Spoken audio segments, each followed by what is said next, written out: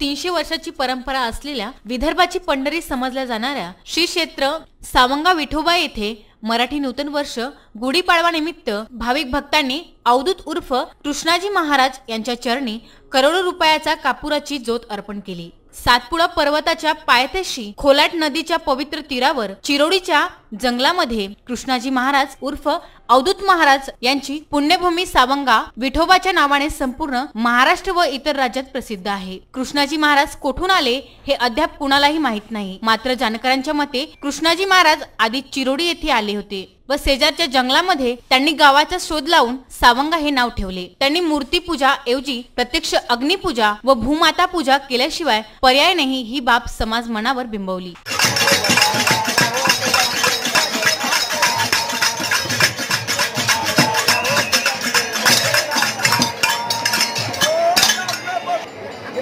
आतमध्ये कोणाला काय पाठवू शकत हे ले जाण्यानंतर त्याला मग मोकळं होतं त्याला मोकळं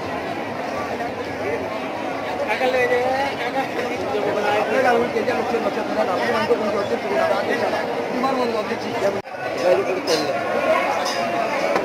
कॅमेरा आले।